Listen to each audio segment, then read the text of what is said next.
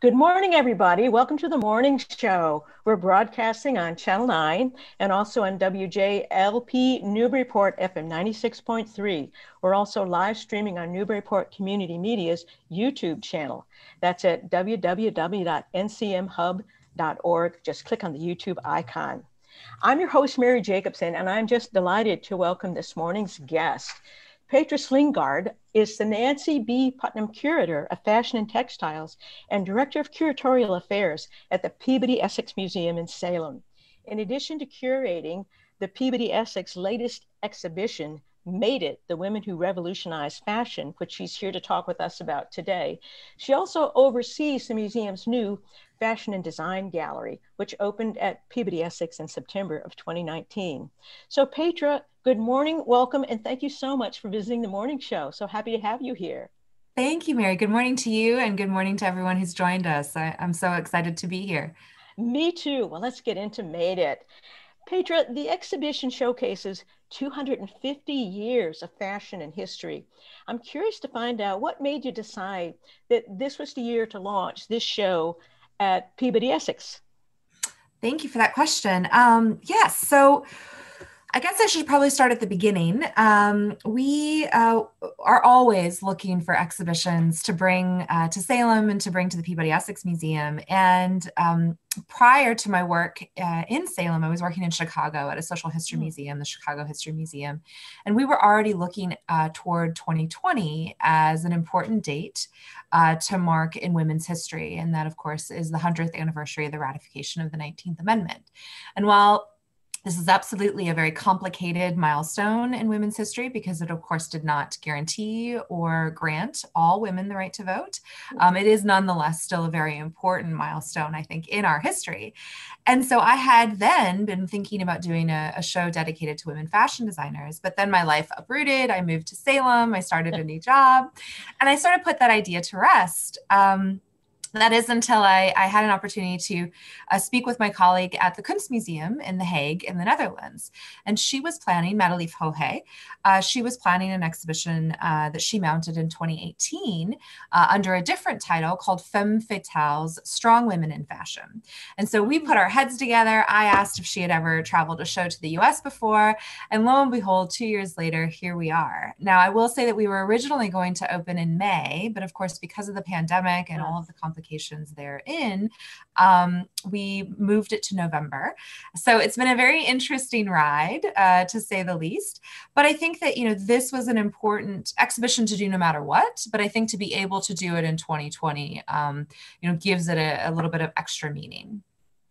Absolutely. It is a significant marker, the centennial, and we all know that white pantsuit.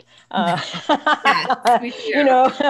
Both from 2018, when the freshman class of Democratic congresswomen were all wearing it, and of course, Kamala Harris was significantly wearing the white pantsuit during the night that she and Biden were announced to be the winners of the president-elect and vice president-elect. So it made history then, and it seems entirely fitting for your exhibit to be well-timed.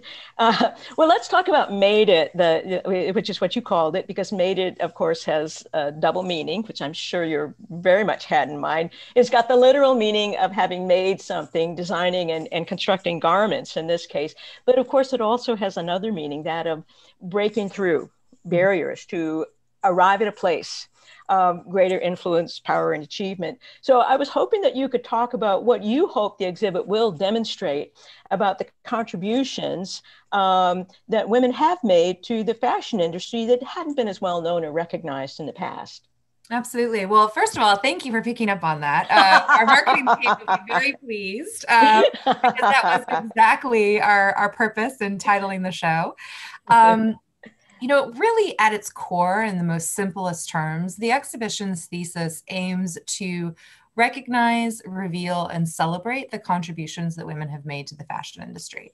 I will say that this is in no way a comprehensive show, because I don't think that show is possible, because there are, of course, so many women, so many people who have contributed significantly to this industry. But it was an opportunity for us to call out individuals who are better known, such as, Gabrielle Coco Chanel, for instance. And that's a name that I think is a little bit more of a household name. It's more familiar to people. But then to be able to discuss, her journey, if you will, and the impact, the lasting impact of that particular house, and use it as an entry point to then dig into stories of lesser known individuals whose impact were just as significant. And I'm thinking specifically about, some American designers from the mid 20th century.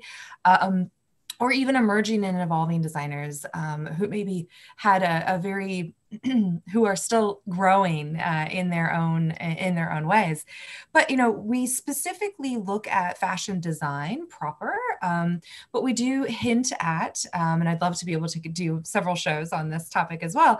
But we do hint at some of the strides that were made in retail history, in fashion journalism, in advertising, because of course all of these things meld together to really form and grow this industry that is all ever evolving. And so, it's a complex story, but it's one that I think, I hope that when people visit, not only will they be dazzled by the names and the pieces that they see, but that there will also be a moment of reflection in their own lives, that maybe they see a piece of themselves or their mothers or their aunts or their grandmothers, because, this is, as you said, very much about making it as a success, but also the care and the time and the skill that goes into making actual things. Yeah. Well, it sounds like a very compelling and very consciously plotted narrative, not covering everything, but really driving home the points that there are pivotal figures whom people might not know. They might not be household names the way somebody like Coco Chanel, for example, is. Possibly because of Jackie Kennedy, come to think of it. but there are also lesser known figures who nonetheless, we might not have heard of them, but within fashion history, they provided turning points. And so it sounds as though the narrative that you present is crafted to make sure that those people and their contributions become better known. And along those lines, Petra, I know that that among the inspiring stories told in the exhibit are those of some individual fashion designers whose fashion sense and their business sense, as well as their determination, means that they deserve really to be better known. And I'm thinking particularly about the amazing story that I had never heard of 19th century African-American designer Elizabeth Keckley, who was clearly incredibly talented and incredibly tenacious. I'm hoping that you can tell us about her extraordinary life story and what she had to overcome to make her mark in the fashion world and to wind up designing for Mary Todd Lincoln in the White House. Absolutely. So, well, just to preface, if anyone is really interested in learning more about Keckley, she wrote a book that is available. It is called Behind the Scenes, 30 Years a Slave and 4 Years in the White House. And also the Smithsonian has some interesting material available online for anyone who wants to dig into her story, because it is absolutely worth digging into. But in short, I guess in summary, as Mary indicated, Elizabeth Hobbs Keckley was a Black woman who was born into slavery in 1818. And she had a very harsh upbringing, and did become a mother, and worked with and for a family, and was sort of moved around from one family to another, and eventually ended up in St. Louis, where the family who owned her was not in any way in good financial standing. Mm-hmm. And Elizabeth had learned dressmaking from her mother, who was also an enslaved person. And she was very good at it. She was an extremely adept dressmaker, and she had an excellent sense of style and balance, which I think is very important when it comes to Mary Todd Lincoln, who was very small in stature. She was very short. And so essentially, Elizabeth Keckley was very determined. And I'm so glad that you used that word, because I feel like that is a word that is applied to many of the women who are included in the show.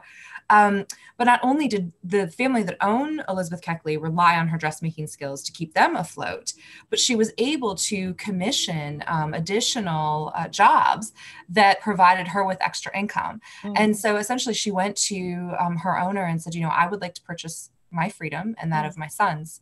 And the gentleman who owned her, sort of gave her a figure that he thought there's no way, that she could achieve this, again, to determination, which was $1,200.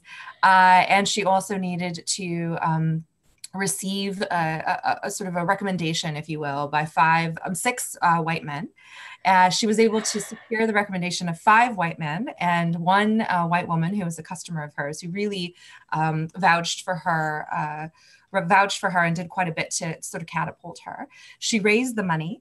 And this is really what I think is significant about Keckley's story, is that, it wasn't enough to purchase her freedom relying on her dressmaking skills. But then she immediately departed for Washington, D.C., where then she set up a dressmaking shop, quickly became known to the political and social elite of Washington, D.C., then became reacquainted with Mary Todd Lincoln, and ended up becoming her in-house dressmaker for the 4 years that Mary Todd was in the White House.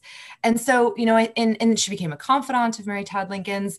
She became a support system. Both women lost their sons. Mm-hmm. So there was a camaraderie there. And, I do believe that Mrs. Keckley, truly cared for the First Lady in a way that, I don't think a lot of people could, because, unfortunately, I think Mrs. Lincoln, suffered from some emotional and mental distress. And, she was probably a harder person to get to know. And once the Lincolns were out of the White House, Elizabeth then published her book, which was not met with enthusiasm, as you might imagine. And Mrs. Lincoln also did not take kindly to the publishing of this book, although Mrs. Keckley thought that, this was a way to reveal aspects of Mrs. Lincoln's personality that might help her, in her life as she continued as a widow.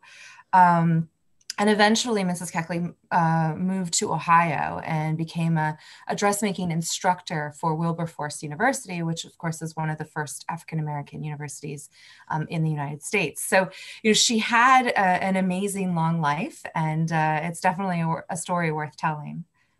It's an extraordinary life story, just extraordinary, and suggests a character, a very finely developed character, and really we need a word beyond determination. Absolutely. And clearly very, very talented, because she would absolutely have had to be extremely talented, and I have to imagine good with personal relationships as well, to have pulled off what she pulled off as somebody who had been born into slavery. I didn't know about that book, so I'm going to have to check that out. Thanks for telling us about it, Petra. Well, along these lines, and the fashion world certainly has not been known for diversity, at least as far as the designers that most of us have heard of. So Elizabeth Keckley provides a missing piece, not just of fashion history, but of American history as well. And I wonder, Petra, how important do you think it is that stories like Keckley's be told, and what impact do you hope it will have on people visiting your exhibition to learn about her accomplishments? Well, I think it's very important. The one of the tenets of the show is about equity. And of course, we can't talk about equity unless we talk about, inclusion for all people, for all stories. And I think that that's also one of the challenges of this particular story, is because we're privileging people's names, we're privileging specific houses. But of course, as is the tradition of haute couture, there are hundreds of nameless and faceless people, women, who are supporting that industry. And, I think that telling a story like Elizabeth Keckley's, or you mentioned Jacqueline Kennedy, we also have an example of Anne Lowes, who was another Black designer working in the mid-20th century, who designed the wedding dress for Jacqueline Kennedy. And I don't think a lot of people know that. She was the first Black person to have a storefront on Madison Avenue in New York City. These are hugely compelling stories. And if you have an opportunity, I'm sorry, this is a little bit of a shameless plug, but we did produce a book. It's allowed. That coincides with this exhibition called The Women Who Revolutionized Fashion, 250 Years of Design. And in that, in my essay, I also discuss Eunice Johnson, who ran the Ebony Fashion Fair. And Mrs. Johnson, I think, is a great example of an individual who understood the power of fashion, understood the power of its ability to connect people.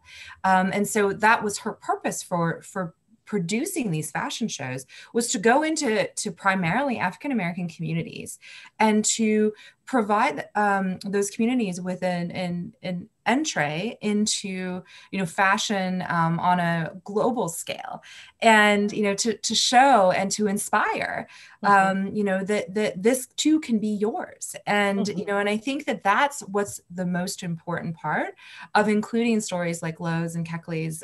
We also have an example from Tracy Reese, if we're thinking about the 21st century, of individuals who take very seriously their impact on the industry and are looking for opportunities to lift others up, either through their story or through their reach and impact. Yeah. I clearly that the equity is a theme that comes through in the materials I read about the exhibition.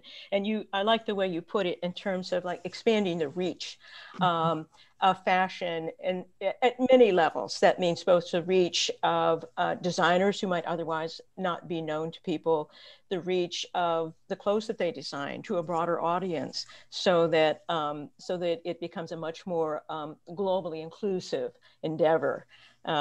So make that plug. Thank you. Well, I historically, there are some things I wanted to ask you about because I'm ignorant about them, and I'm looking forward to learning more. I read in the exhibit materials that during the 18th and 19th centuries, male-dominated professional guilds really regulated the clothing industry. And I was hoping that you could tell us more about what the guilds were, who belonged to them, what they did, and what roles men and women were allowed to play within those guilds. Sure. So the guild system is not exclusive to fashion. And, it was, I guess, for all intents and purposes, the best way to describe it was almost like a support group or a professional organization, if you will, of artisans who were of like mind, who would help train one another, who would help to establish laws that regulated, their industry. Because of course, this was during a time when the idea of business or an organized business structure was still evolving. And so, these were people who were banding together. But in this reference, the idea that there was a male-dominated guild that was regulated by the men who ran that guild, in a way was also about control. It was about financial control, but it was also about artistic control, or the perception of artistic control. And it was also about the idea of commodity. So in the, we have 5 works on view that are on loan to us from the Kunstmuseum that represent the mid 18th century, even though the guild system, dates back to the 17th century. But it was the fabric that was the most expensive and considered the most precious commodity when it came to fashion. And so the idea that, you would entrust another person with this valuable good, of course, I'm being sarcastic, but of course, you could only entrust that to a man, right? Because of course. And he understood the value of a dollar. Right. And then once, this commodity was cut properly and efficiently and effectively, then it could be sort of shuttled over to a woman or the seamstress who worked for the tailor. And, she, again, perception, stereotypical perception, but because women's hands were smaller, their dexterity was perhaps more nimble, that they were better suited to piece these garments together. And so, that was, the system, and it worked for a while until women started to realize, like, hey, you can't actually do this without me. So just as any other protest, I think people start to see and recognize their own worth and how disrupting that system is really not good for anybody. And so if you start to poke at it, if you start to demand more, if you start to ask for more, you might just get it. Well, and Petra, who were some of the women who did challenge the guild system, and with what kinds of results after they kept poking?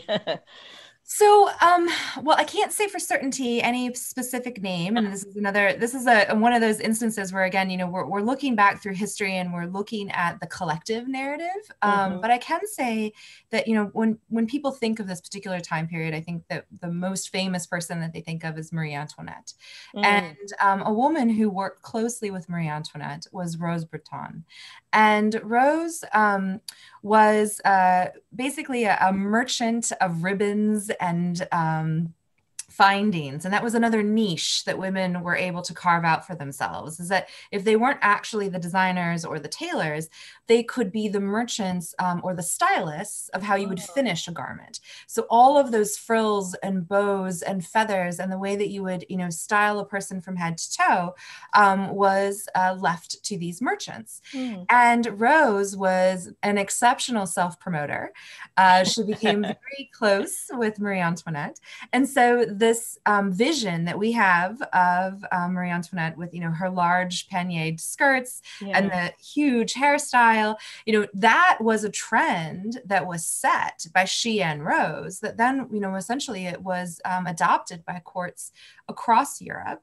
And, so I would say that she would be a key character that people might point to as someone who was able to kind of break in and negotiate not only a role for herself, but also to establish recognition of herself by name, which I think is very important. Yeah, that is a fascinating story with a certain amount of irony, because one doesn't associate Marie Antoinette with any acts of rebellion. And yet what you're describing is that this role of merchandising and decorating for the finished look of Marie let them eat cake Antoinette. So that's a really satisfying historical story, Petra. It just has everything going for it. So thank you for that. That's very memorable. Well, go ahead. In the exhibition, when you see these pieces and you see those wide skirts in person, you realize that just even on a symbolic level, women were taking up, twice, sometimes three times the amount of space, physical space as men. So there's a little beauty of that.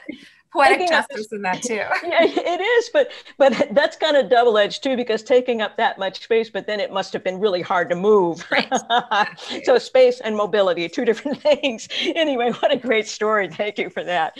Well, also on a historical note, there's mention of the development of department stores.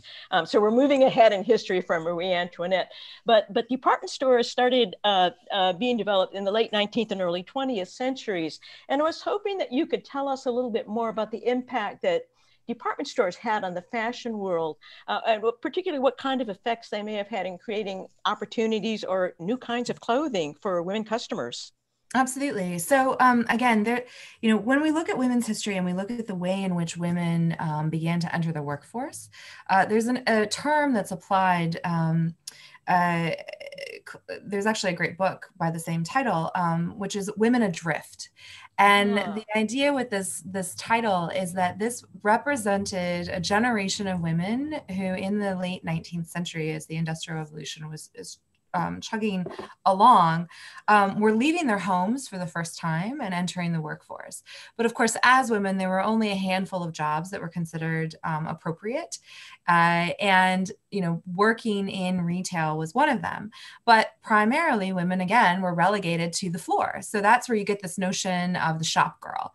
Yeah. And very few women were able to break through and rise in the ranks of management or of an administration. But one story that I think might be of interest is that of Dorothy Shaver. And Dorothy Shaver began her life, she was from Arkansas, and she began her life as a teacher, but she was promptly fired because she and her sister and a friend attended a dance unchaperoned. Oh, and no. So she was slightly devastated, but also, go Dorothy. And someone had to start it. Right, exactly. She moved to New York and, through a variety of circuitous events, ended up working at Lord & Taylor. And she was really good. She had a great eye. She understood what women wanted. And she began, looking at and thinking about the way in which Lord & Taylor merchandised their floors, and in particular, the windows. And when the United States entered the Second World War, which is a huge pivotal moment in fashion history, because up until that point, it was absolutely acceptable for American fashion houses to outright copy what was coming out of Paris. That was the system. And it was not considered a faux pas by any means. And then when Paris shut down, the American fashion industry was sort of in a tizzy, because it was like, well, what are we going to do? And Dorothy, was one of the people who stepped up and said, we do have talented people here. And so she started her campaign entitled The American Look. And she started to promote American designers by name who were, essentially providing the stores with these designs, but were just copying them and then applying a Parisian label onto it because that was thought to sell better. And many of the people that she supported early on were women. I would say more than half of the people that she supported were women. But then you also think about Dorothy, in a more nuanced way. She eventually ended up becoming the director of Lord & Taylor and taking over. And had an extremely significant career. She and her contemporary Eleanor Lambert helped establish FGI, which is the Fashion Group International. They helped establish New York Fashion Week. They were the pioneers of the American fashion industry. But she also, kind of forward thinking, was a huge proponent of longer maternity leaves for women, believing wholeheartedly that if you just allowed women a little bit of time, that they would come back to you, and they would come back to you in a better mental and emotional place, instead of trying to force, women into thinking, oh, well, this is an ultimatum between, having a child and having a career, and so while that has nothing to do with fashion necessarily, I feel like, that kind of thinking is what helped, I think, set Dorothy on her path and enabled her to be the kind of leader and director that she, obviously excelled at being. That's an extraordinary life story. And it's good to know that being fired from an early job because you broke the rules obviously isn't necessarily going to hold you back, because she really rose to the top of it sounds like she didn't just rise to the top, she kind of created the pathway to the top for a woman at the time. So bully for her. What a great story.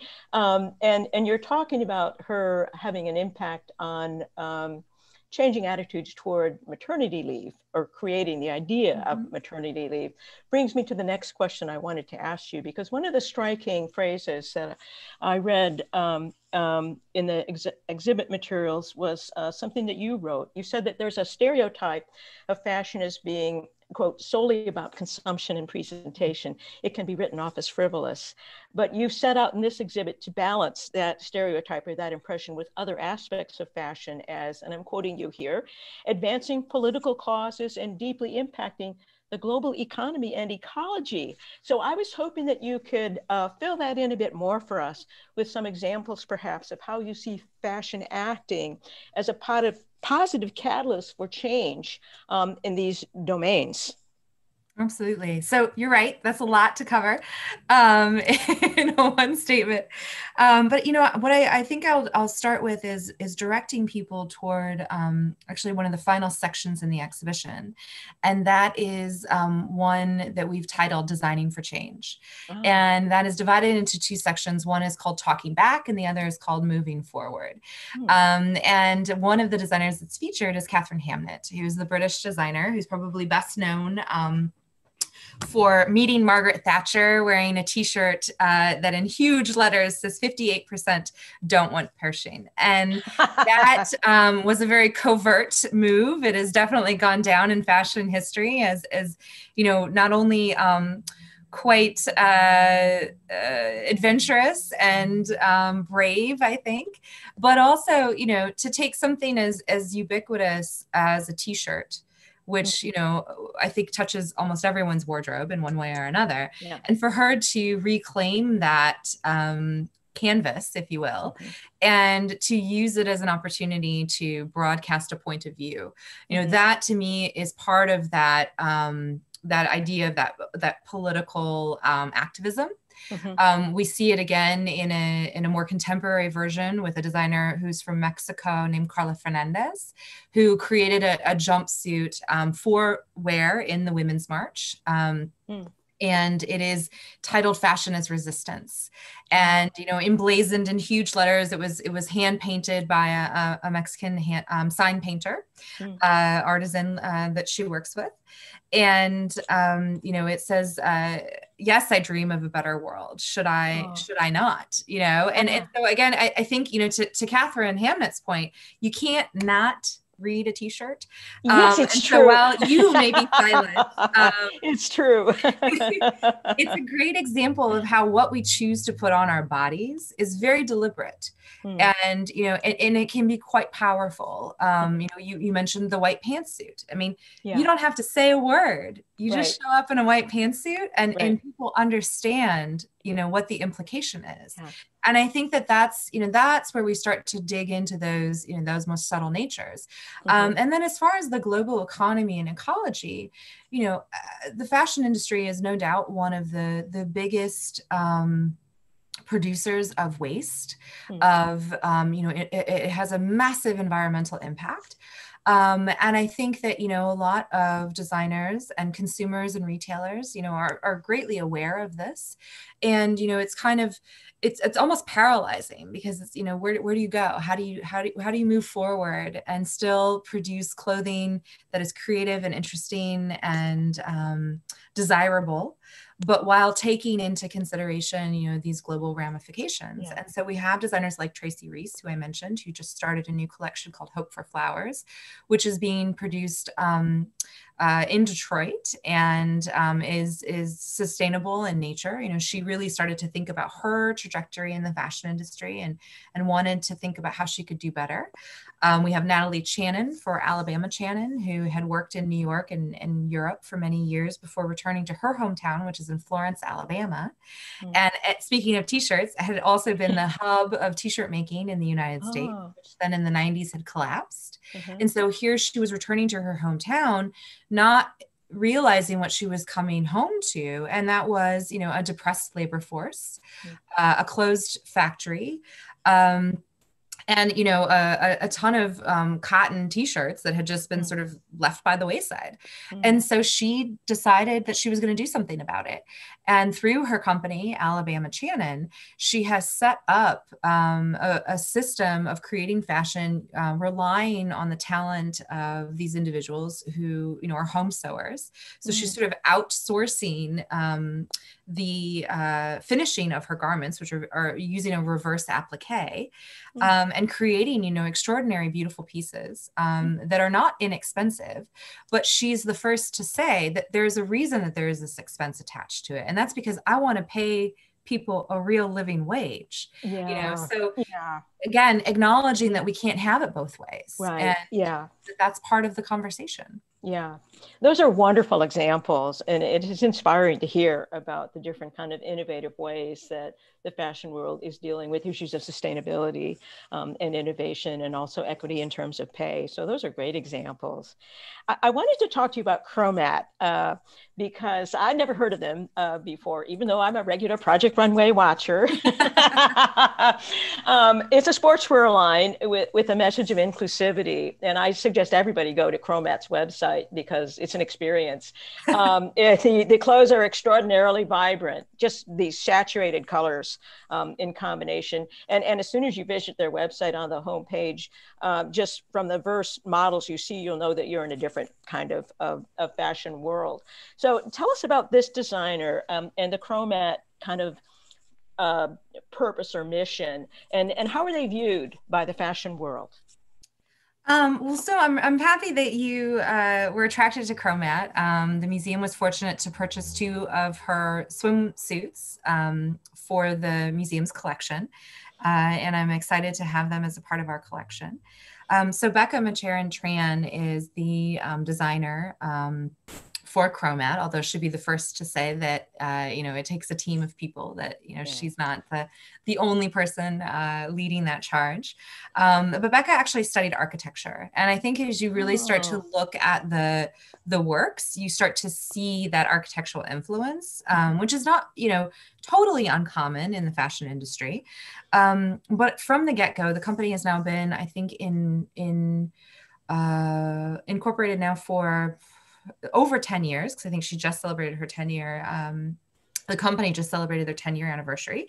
But from the outset, she and the Chromat babes, there's a hashtag, and kind of a nice call to arms, have been about inclusivity, and so they made a point from the get-go not to hop on any kind of bandwagon, but that this was integral to the ethos of the company, that they would show their clothes in their advertisements and on their runway on a variety of bodies. And, those individuals may have varying physical abilities, may, identify, there's I think an ethos here that speaks to inclusivity, and it's not necessarily genderless fashion, but the idea is that this fashion can and should be worn by whomever wants to wear it. Yeah. And I think that that's an interesting balance to, promoting and producing a line that we say, oh, well, we're going to remove all gender from it.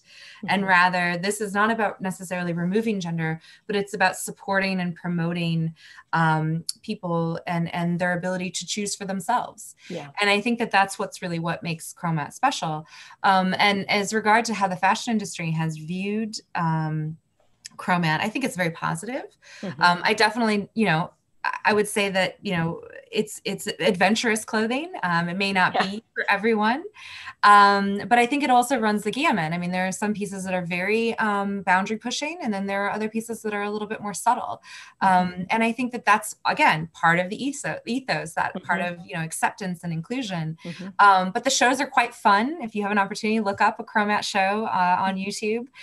They're vibrant, they're colorful, there's wonderful music, and it's, I think that the Chromat company also produces shows in a way that harkens back to the way that fashion shows in the 90s are produced, where it's about an event, right? It's about a celebration. And it isn't necessarily just about, putting clothes down a runway.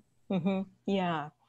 Well, it certainly, it just so, a little vibrant is the word that comes to mind, because the colors are just so extraordinarily vibrant and attention getting and energizing, I guess, is also the word that comes to my mind.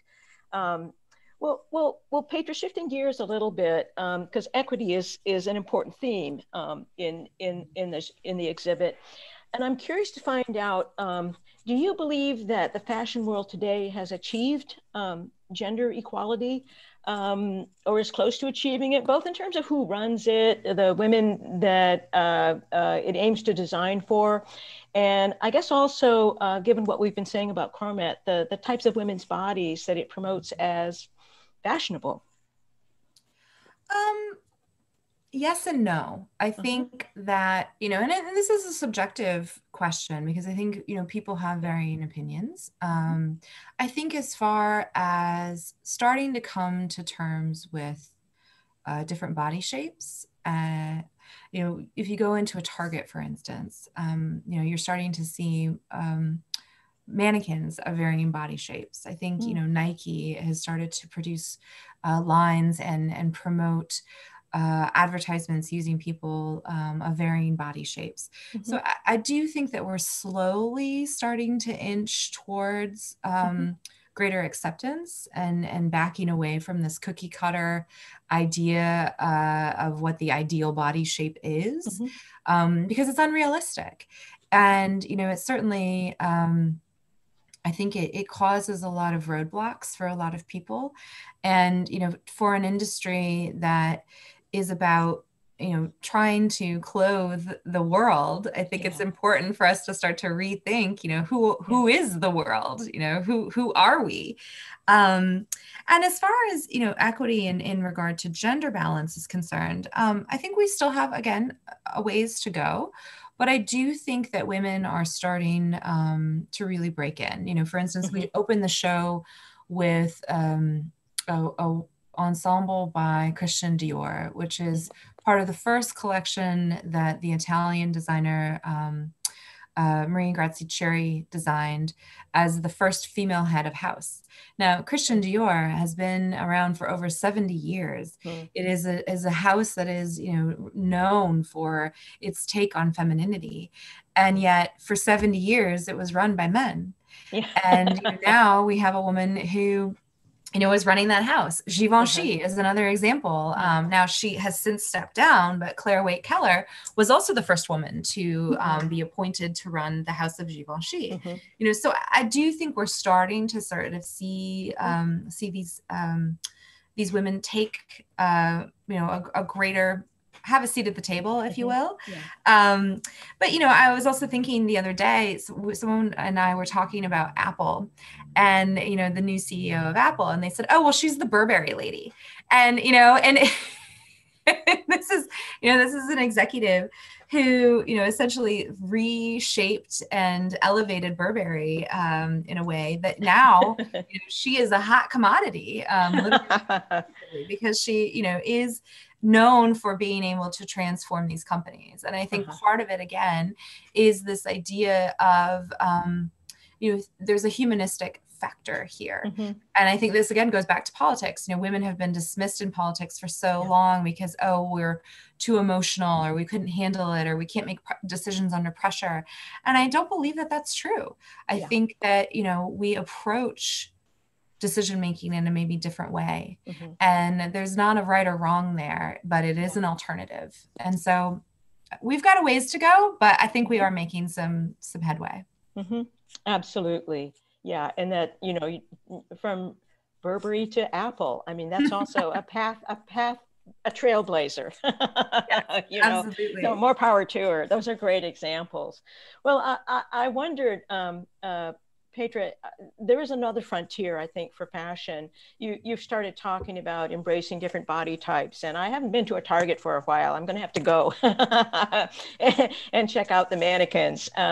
But it strikes me that there's a socioeconomic factor as well, because, well, let me back up a little bit, because I think that having clothes that look good and feel like they fit you just right has an emotional and psychological impact. They're very empowering. Everybody, male or female, I think, feels that when you have something that just, that it fits you perfectly and it just really looks good. It makes you feel much more confident. But fashion and designer labels certainly are expensive for the most part. And so I'm curious to find out if you see any trend within the fashion world to address the issue of affordability, because as you said, fashion is dressing the globe at this point. Well, anyway, I'm just curious to find out if that's something that that you're aware of as something that is an issue of concern to people, or that people in the fashion world are working on. Well, I think that's a great question. And I'm not sure that I have an exact answer for you, but I can say what I feel and what I think, and what I've witnessed in my own life. As you mentioned, designer clothing is expensive. But, I think that there's actually a woman in our area, Dr. Kate Black, who has a company and a blog called Magnifico. And she is focused specifically on sustainability, but also on the concept of no waste.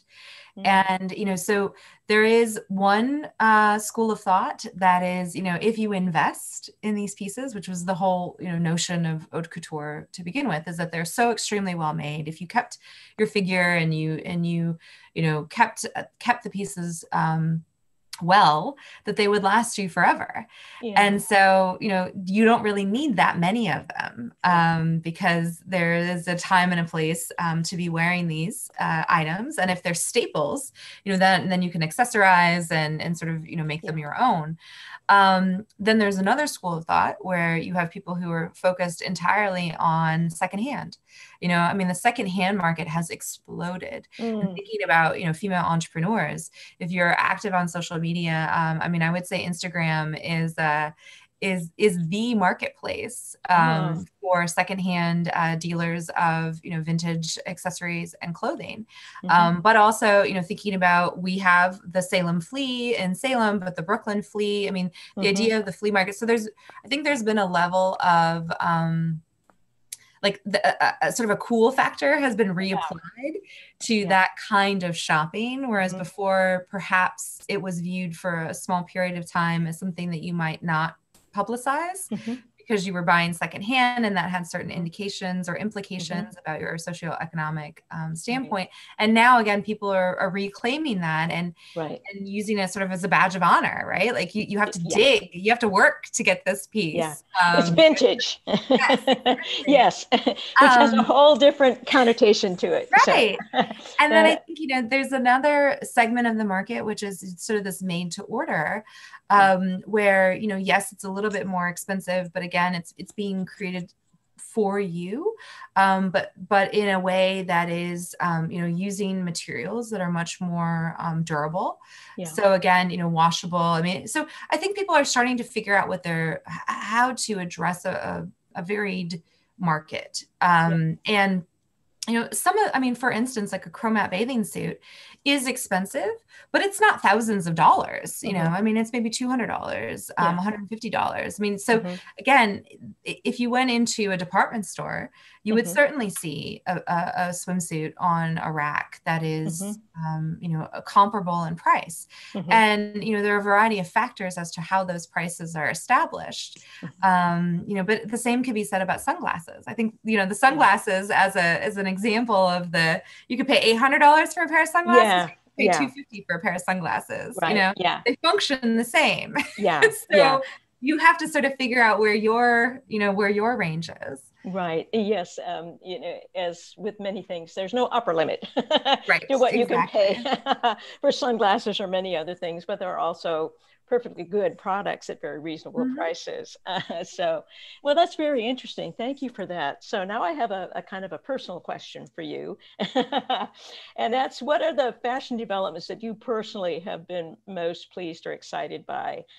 For me, and this is dating back a while, when I grew up, I loved pockets. And nothing, pants, dresses that never had pockets. So I've been very happy to celebrate the advance of pockets and comfortable shoes, attractive, but also comfortable shoes. I think we may still have a way to go on that front. But what for you have been personally the fashion advances or developments that have made you very happy? Well, I think, I mean, on a bigger scale, you know, for me personally, I am very impressed by the number of designers, you know, even just in 2020, I think as the pandemic hit, you know, many fashion houses quickly pivoted to start to sew masks you know, I think that there's a greater level of responsibility that designers are taking on as it pertains to what they're producing and putting out into the world. You know, I think that in regards to, for instance, as we talked about Alabama Shannon, you know, the idea that you might pay more to support artisans, I think is also an interesting you know, perspective, because you are then buying into an ethos, and you are then going into the world, you know, wearing something that only makes you feel good, to your point earlier, but that you feel good in it physically, but you feel good about it mentally and emotionally as well. You know exactly, you know, where that work came from, you know, who was making it, and you feel a sense of ownership, I think, of that story as well. And then again, for me personally, you know, I have always been on the hunt for a good tuxedo. So I think that, you know, this idea of, you know, in a way, sort of genderless fashion, I mean, we're kind of going back to a moment where I think, you know, suits. So for instance, there's a company called Kieran Finch, or in the New England area, there's Mr. Sid, who had started a line called Sydney, where we're starting to see, you know, suits being produced for both men and women. And, you know, obviously tailoring them in a specific way that fits, you know, various bodies. But I like the idea of, you know, this idea of kind of being a democratic slate. And there are lots of, you know, designers who are now sort of pushing forward more of a tuxedo look. So that to me personally is something that I'm excited about. But I'm just, you know, I think that, again, going back to the secondhand market, you know, the amount of research that a lot of dealers are putting into their works and using that as an ability to sell, you know, I think is just also furthering the knowledge, the general knowledge that people are gaining of these various designers whose names you might not have recognized earlier, or whose stories you wouldn't have known prior. Yeah. No, that's fascinating, and I'm glad to hear that the work on the tuxedo is advancing, and that's great. um, you know, I wanted to ask you as we close out the interview for today. I know that in the world of museum curators, you're always working in advance of whatever is on display currently, because there's a long lead up time, a lot of research, and so as with authors, by the time your book is published, by the time your exhibit is on display, you have, I assume, probably been well on your way to your next exhibit, but that's a question, really. Is there something that you're working on now or even envisioning as your next exhibit after Made It? That's a great question. I wish I could say, we're fortunate because we have 10 different areas, collecting areas in the museum. And so in a way, we all have to share the stage. And so I would say, our next big exhibition is a couple of experiences. We have a show entitled Shipwrecks by Alexis Rockman, which is a contemporary artist. And then we're also doing another show called In American Waters, which is on marine painting.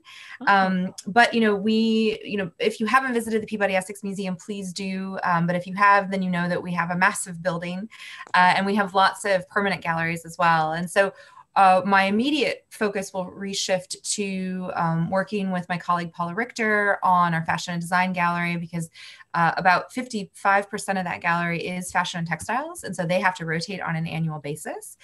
So that's kind of an ongoing show that we're always working on. And then in looking towards the future, we have a couple of ideas on the table that we haven't totally sorted out yet. But we're an interesting museum because we have an American and New England focus, and then we also have a global and international focus. And so any experiences that we can bring to the table that sort of meld those perspectives and those experiences, I think are good fits for us. Right. But you are right. We do plan about 2 or 3 years in advance. And so in the next couple of years, we're doing an entire suite on climate action in 2021. Right. And so, so TBD. Absolutely fair enough. Although I hope that one of these days, that you will be able to come on and talk about your newly exhibit, the tuxedo in fashion. That's a good idea. A non-binary tuxedo. We'll look forward to that. I love it. Well, finally, Petra, how can people get more information about or make arrangements to come see Made It at Peabody Essex, and how long will it be there? Absolutely. Thank you. So all of our information is on our website, which is www.pem.org. And I will say that, we are taking COVID protocols extremely seriously. Everyone is required to get an advance ticket. If you are living in Salem, it is free entry.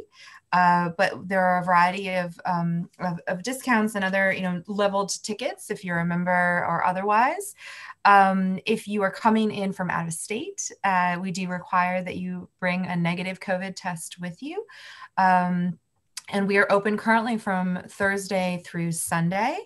And, other than that, I mean, it's business as normal. I mean, we do have wayfinding that is quite prominent in the museum, with green arrows leading you in one direction and red arrows stopping you from traffic in another. But, I'm really proud of our colleagues and the museum at large. During the last 6 months, we were able to open our Witch Trials exhibition. We were able to open an exhibition on entitled Salem Stories. We've opened our new South Asian galleries. I mean, there's a lot happening at the museum. And this particular exhibition, Made It, the Women Who Revolutionized Fashion, is open through March 14th. Wonderful. So, hopefully people will take advantage of it over the holidays, but it will, definitely continue to be open during the winter and into spring. And then, as I said before, there's lots to come. So, there's always something happening at the museum. Always. All right. Thank you so much, Petra. This has just been fascinating. It's a whole world that you've opened up, and I can hear that 250 years is a long time, but I can hear how you've melded the narrative to really hit on certain kinds of points that have to do with equity, with making sure that certain of these pioneering women are better known, both as individuals, but also for their trailblazing stories. So thank you so much. It's been wonderful to interview. I appreciate your taking the time to visit us this morning. And I will count on that tuxedo exhibit at some point in the future. You'll have to come back. Thank you, Petra. Well, thank you. All right. Farewell. Bye. Well, thanks for watching, everybody. I really appreciate your tuning into the morning show. And I hope you'll join us next Thursday at 9 on Channel 9 for the morning show, when my guest will be Dr. Gretchen Soren. She's the author of a book called Driving While Black, and the collaborator with Rick Burns on an excellent PBS documentary called Driving While Black, Race, Space, and Mobility in America. She provides an extraordinary and illuminating historical perspective, and I predict you will learn as much as I did and be as moved by it as I was. I certainly feel honored that she'll be visiting the show, and I hope you'll join us. If you missed any part of today's show, it'll be available for viewing on Port Media's YouTube channel playlist for the morning show. Go to www.ncmhub.org and click on the YouTube icon, and then look for the playlist. Each show will also air on WJOP FM 96.3 on Friday at 8 a.m. and then again the following Tuesday at 4 p.m. and Wednesday at 3 p.m. and will also be available as a podcast on the SoundCloud. Just go to www.ncmhub.org and then scroll down. That's it for today, everybody. Thanks so much for joining us. See you next week at 9 on 9.